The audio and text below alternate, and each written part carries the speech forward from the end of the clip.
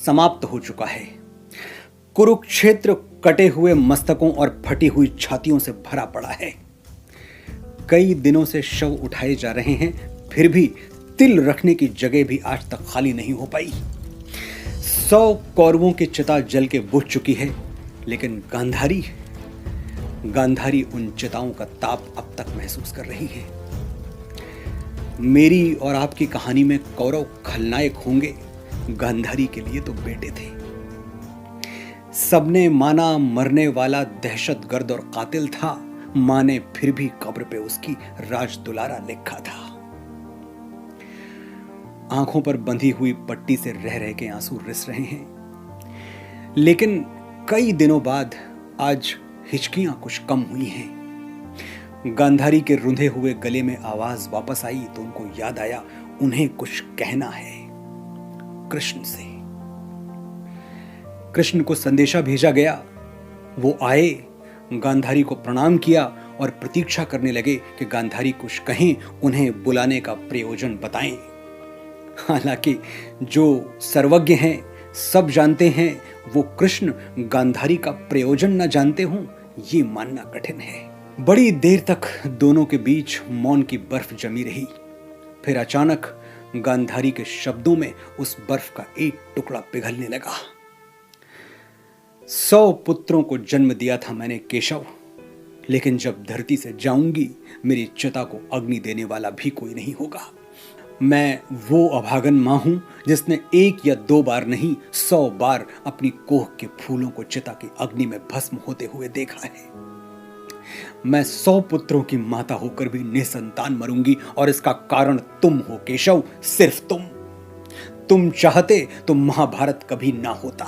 तुम चाहते तो मैं आज भी 100 पुत्रों की माता होती। तुम चाहते तो मैं इस मृत्यु तुल्य वेदना से बच गई होती, लेकिन तुमने चाहा ही नहीं केशव। तुम्हारी आंखों के सामने मेरे पुत्र एक एक करके स्वाहा होते गए, और तुम ऐसे देखते रहे जैसे तुम्हारे वश में कुछ था ही नहीं। मैंने तुम्हें भी पुत्रवत माना था केशव। विधाता साक्षी है कि मां कभी पुत्र को श्राप नहीं देती, और यदि दे दिया तो उस श्राप को झुठलाने की शक्ति स्वयं महादेव में भी नहीं होती। मैं महाराज धृतराष्ट्र की पत्नी, हस्तिनापुर की पूर्व महारानी, मैं वीर दुर्योधन की माता गांधारी तुम्हें श्राप देती हूं कि जिन आंखों से तुमने मेरी कोख उजड़ते हुए देखी है, उन्हीं आंखों से अपने पूरे वंश का सर्वनाश देखोगे। तुम्हारी आंखों के सामने यदुवंश का अंत होगा, और स्वयं तुम अकाल मृत्यु को प्राप्त होगे। कृष्ण पूर्ण परमेश्वर थे, लेकिन एक मां के श्राप को अस्वीकार करने का सामर्थ्य नहीं था उनके पास। सर झुकाकर उन्होंने गांधारी का श्राप स्वीकार किया और कहा, यदि आप ऐसा चाहती हैं माते तो ऐसा ही होगा। और सचमुच यही हुआ। महाभारत युद्ध के 36 वर्ष बाद ही यदुवंश का अंत हो गया, और सच्चिदानंद कृष्ण, जिन्होंने अपने बाल रूप में कालिया नाग का मर्दन किया था, पूतना को प्राण दंड दिया था, वो एक साधारण शिकारी के हाथों मारे गए। महाभारत को 5000 वर्ष बीत चुके हैं, लेकिन गांधारी का आरोप आज भी हवाओं में झूल रहा है। कृष्ण चाह लेते तो महाभारत का युद्ध कभी होता ही नहीं। क्या ये आरोप सच है? नमस्कार, मैं हूं मनोज मुंतशिर, और आज मैं इसी प्रश्न का उत्तर ढूंढने के लिए आपको ले चलूंगा हस्तिनापुर की उस राजसभा में, जहां कृष्ण शांति दूत बनकर पधारे हैं।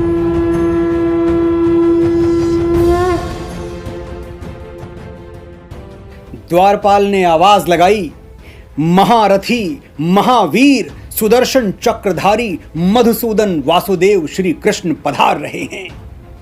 महात्मा विदुर अपने आसन से उठे और भगवान श्री कृष्ण की अगवानी करते हुए उन्हें राजसभा में ले आए। कृष्ण ने पहला प्रणाम महाराज धृतराष्ट्र को निवेदित किया और शिष्टाचार का निर्वहन करते हुए अपने आने का प्रयोजन और अपना नया परिचय दोनों एक साथ कह दिया। कृष्ण बोले, शांति दूत का प्रणाम स्वीकार करिए महाराज।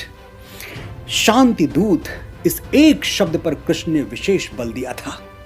धृतराष्ट्र ने कहा, बताइए वासुदेव, आप मेरे अनुज पुत्रों की ओर से, पांडवों की ओर से क्या प्रस्ताव लाए हैं?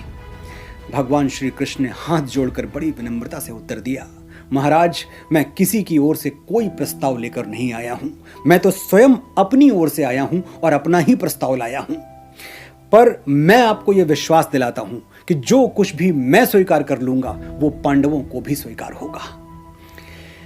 मेरे परिचय से आप इतना तो जान ही चुके होंगे कि आज मेरा लक्ष्य शांति है, और शांति कोई प्रस्ताव नहीं है महाराज जिस पर वाद विवाद किया जाए, जिस पर विचार किया जाए।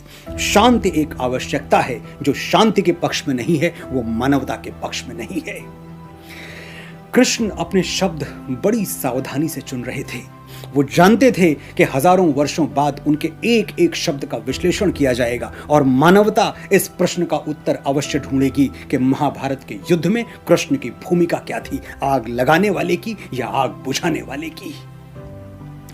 कृष्ण ने एक नजर पूरी राजसभा को देखा, वहां उपस्थित वीरों को देखा और आगे बोले, इस राजसभा में गंगा पुत्र भीष्म जैसे ज्ञानी और महात्मा उपस्थित हैं। कृपाचार्य और द्रोणाचार्य जैसे आचार्य विराजमान हैं। योद्धाओं की जो भीड़ यहां है वो आज संसार की किसी और राजसभा में नहीं है, और इसीलिए हस्तिनापुर की इस राजसभा का उत्तरदायित्व भी सबसे अधिक है। यदि युद्ध हुआ तो महात्माओं और योद्धाओं का ये अलौकिक संकलन सूखे पत्ते की तरह बिखर जाएगा महाराज। और अगर ऐसा हुआ तो इतिहास उन सारे आंसुओं का उत्तरदायी आपको ठहराएगा जो इस महायुद्ध के बाद बहाए जाएंगे। इतिहास गांधार नरेश शकुनी से यह नहीं पूछेगा कि द्यूत क्रीड़ा में कपट क्यों किया, क्योंकि वो कपट आपकी सभा में हुआ था महाराज। इतिहास युवराज दुर्योधन से भी यह नहीं पूछेगा कि इन्होंने भरत कुल वधु द्रौपदी को भरी सभा में बालों से घसीट कर क्यों बुलवाया था। इतिहास ये भी आप ही से पूछेगा, क्योंकि दुर्योधन आप ही के युवराज हैं महाराज। इतिहास दुशासन से भी ये नहीं पूछेगा कि उसने महासती पांचाली का वस्त्र हरण करने की असभ्यता क्यों की। इतिहास इसके लिए भी आप ही को दोषी, आप ही को उत्तरदायी ठहराएगा। लेकिन यदि आज आप मेरा प्रस्ताव मानकर युद्ध की संभावनाओं पर पूर्ण विराम लगा देते हैं तो शायद इतिहास सब कुछ भूलकर आपको एक शांतिप्रिय सम्राट के रूप में आदर से याद करे। कुछ क्षणों के लिए सभा में मौन छा गया। फिर गंगा पुत्र भीष्म की वाणी सुनाई दी, युद्ध तो कदाचित कोई नहीं चाहता केशव। श्री कृष्ण को इस एक शब्द पर आपत्ति हो गई। कदाचित यानी शायद, संभवतः युद्ध तो शायद कोई नहीं चाहता। कृष्ण ने अपनी वाणी पर बड़ी कठिनाई से नियंत्रण रखते हुए कहा, यदि कोई युद्ध नहीं चाहता पितामह तो फिर यह कदाचित क्यों? कदाचित ये तो आप भी जानते हैं पितामह और मैं भी कि युद्ध चाहने वाले उधर भी हैं और इधर भी हैं। इसलिए आज कदाचित जैसे शब्दों को इस राजसभा से निकालकर बाहर फेंक दीजिए, क्योंकि कदाचित की छाया में शांति की बात नहीं हो सकती। धृतराष्ट्र की ओर उदास आंखों से देखते हुए कृष्ण बोले, यदि युद्ध हुआ महाराज तो आपके पास कुछ नहीं रह जाएगा, ना पुत्र और ना ही अनुज पुत्र। क्या पता आपको किस किस के शव पर रोना पड़े। सोचिए महाराज, आपके पास पांडवों का शव आएगा तो क्या आप उसे शत्रु का शव मानकर आनंदित होंगे? क्या आपको एक बार भी याद नहीं आएगा कि आपके छोटे भाई महाराज पांडु ने प्राण त्यागते हुए अपने 5 पुत्रों की सुरक्षा के लिए आप पर विश्वास किया था? आपकी गोद में सिर्फ कौरव नहीं खेले महाराज, पांडव भी खेले हैं। उनके लिए पिता स्वरूप कौन है? आप ही तो। पांडव आपके स्नेह की छाया में पले बढ़े हैं। आपके आशीर्वाद पर आज भी उनका उतना ही अधिकार है जितना दुर्योधन और दुशासन का। इसलिए हे धर्म ध्वज रक्षक, मेरा प्रस्ताव यह है कि इंद्रप्रस्थ पांडवों को लौटा दीजिए। इतना कहकर श्री कृष्ण ने महाराज धृतराष्ट्र को प्रणाम किया और अपने आसन पर विराजमान हो गए। सारी सभा चुप थी। तभी दुर्योधन अपने आसन से उठा और बोला, वासुदेव, मुझे यह शांति प्रस्ताव स्वीकार नहीं है। गंगा पुत्र भीष्म ने बड़ी विकलता के साथ कहा, एक बार सोच तो लो पुत्र। दुर्योधन गरज कर बोला, इसमें सोचना क्या है पितामह? जिन्हें 12 वर्ष का वनवास मिलना चाहिए वो राज मांग रहे हैं। यह प्रस्ताव नहीं, प्रतिघात है। गंगा पुत्र ने एक और प्रयास किया, कहा, सुनो तो दुर्योधन, वासुदेव मित्र की भाषा बोल रहे हैं। दुर्योधन का क्रोध फट पड़ा। उसने पितामह की बात काटते हुए कहा, और मित्र की भाषा यह कह रही है कि मैं अपना आधा राज्य उन्हें दे दूं? यदि यह मित्रता है तो मुझे शत्रुता की परिभाषा समझाइए पितामह। इंद्रप्रस्थ मैं कभी नहीं दूंगा। यदि वासुदेव के पास कोई और प्रस्ताव हो तो मैं उस पर विचार कर सकता हूं। श्री कृष्ण ने संपूर्ण सभा की ओर देखते हुए कहा, आप लोग दुर्योधन के शुभचिंतक हैं, इन्हें समझाइए, क्योंकि भरत वंश का भविष्य इस नासमझ योद्धा की महत्वाकांक्षा पर बलि नहीं चढ़ाया जा सकता। और फिर भी यदि तुम कोई और प्रस्ताव चाहते हो दुर्योधन, तो सुनो, तुम इंद्रप्रस्थ रखना चाहते हो, रख लो। मैं पांडवों की ओर से 5 गांव मांग रहा हूं, सिर्फ 5 गांव। 2 न्याय अगर तो आधा दो, पर इसमें भी यदि बाधा हो तो दे दो केवल 5 ग्राम। रखो अपनी धरती तमाम, हम वहीं खुशी से खाएंगे, परिजन पर असी न उठाएंगे। दुर्योधन फिर गरजा, 5 गांव? मैं उन पांडवों को सुई की नोक जितनी भूमि भी नहीं दूंगा। दुर्योधन के इस दुर्विचार को सुनकर सारी सभा सन्न रह गई। श्री कृष्ण ने एक लंबी सांस भरकर कहा, दुर्योधन, क्यों अपनी माता गांधारी को अपने शव पर विलाप करने के लिए आमंत्रित कर रहे हो? यह सुनते ही दुर्योधन तर्जनी उठाकर गरज कर बोला, वासुदेव, यदि तुम दूत न होते तो। कृष्ण ने पूछा, तो क्या कर लेते युवराज? दुर्योधन ने कहा, यदि तुम दूत न होते तो मैं इसी बात पर आज तुम्हारी जीभ खिंचवा लेता और तुम्हें बंदी बनाकर कारागृह में सड़ने के लिए फेंकवा देता। सभ्यता की सीमाएं पार हो चुकी थी और धृतराष्ट्र शांत थे, भीष्म असहाय थे, द्रोण निरुपाय थे। कृष्ण समझ गए कि उनका शांति प्रस्ताव अस्वीकार हो चुका है, लेकिन ये अस्वीकृति जिस अनादर के साथ आई है उसका प्रत्युत्तर तो देना ही होगा।